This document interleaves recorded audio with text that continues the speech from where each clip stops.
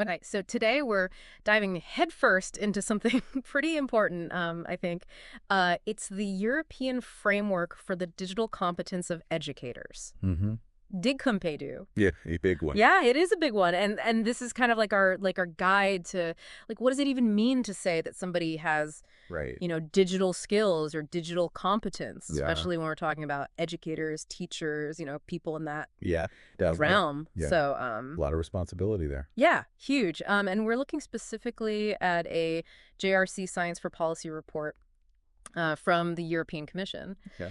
And Sound pretty official. it is. It is. And if you are somebody who likes to kind of get to the bottom of things quickly, I think this is a really good framework to look at because it's so structured. Yeah, I see that. And, maybe as we go through this, you'll have some like aha moments about your own professional life and digital skills and stuff. Absolutely, yeah. So let's jump right in. One of the first things that the report highlights is that educators are dealing with like a really rapidly changing set of expectations For sure. and demands, right? Right. And one of the biggest ones is that they need to be able to help students become digitally competent. Totally, yeah. And that means that they themselves need to have those skills. Of course, yeah. It's like, how can you teach something you don't know? Exactly. Yeah, Exactly. yeah. So that's kind of like the foundation of this whole thing. And so what we see is that all across the world, but in Europe specifically, we're seeing these frameworks like DigCompEdu popping up,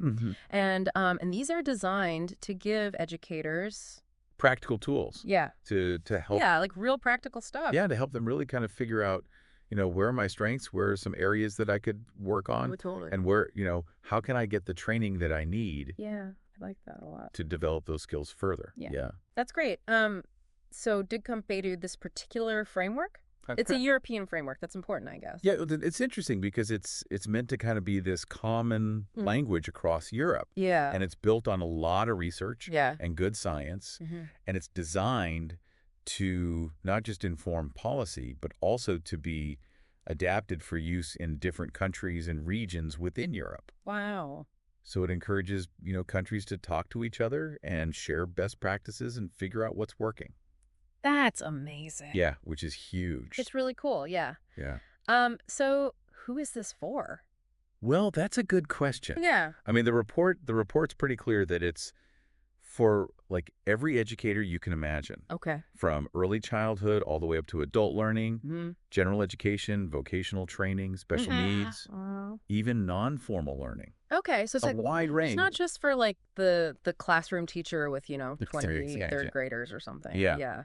Yeah, interesting. Okay. And even beyond individual educators, right? You've got the people who are developing the training, right? The digital competence models. So governments, organizations, training providers. Right. They're using this too as a common reference point. So there's a shared language for everyone. Exactly. Wow. Okay. Yeah. So let's talk about the framework itself. Okay, let's get into it. What's in it? Yeah. So it's got 6 areas of digital competence for educators. Okay. And those break down into 22 competences. 22. Wow. Okay. So we've got professional engagement, we've got digital resources, teaching and learning, assessment, empowering learners, and then facilitating learners' digital competence. Okay, so a pretty comprehensive view. Yeah, definitely. Definitely. Of what it means to be digitally competent as a teacher. And areas 2 through 5, so from digital resources to empowering learners, that's like the core of it. Yeah, that's like the heart of the matter. Yeah, and that's where the framework really gets into like, okay, how do we use digital tools for actual teaching? Yeah, for teaching and learning and making that effective and inclusive and innovative. Exactly. And then you've got the first area, which is all about how the educators themselves are growing professionally and interacting with each other. And then the 6th area is all about the students and their digital competence, which actually ties into the DigComp framework for citizens. Okay, so it's all connected. It's all part of a bigger picture. It's all part of a bigger ecosystem, yeah. Yeah. Okay, now here's where it gets interesting. Okay, learning. The progression model. Okay. So this is where they talk about the 6 stages of development for educators' digital competence.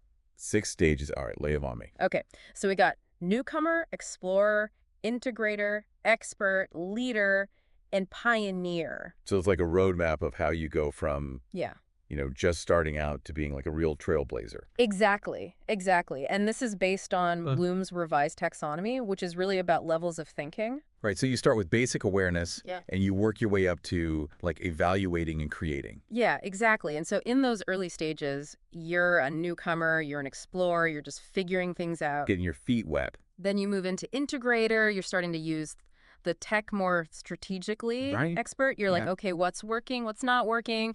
How can I push things forward? You're innovating. Yeah, and then leader and pioneer, you're really driving change. So this isn't just about, like, checking boxes. No. This is about a continuous journey. Yeah, and the report makes it clear that this is not about evaluating teachers like you're good, you're bad. Yeah, it's not a performance review. It's about self-reflection and ongoing learning. Exactly. And I think that's a really important point. It is, yeah, because everybody's at a different stage. Yeah.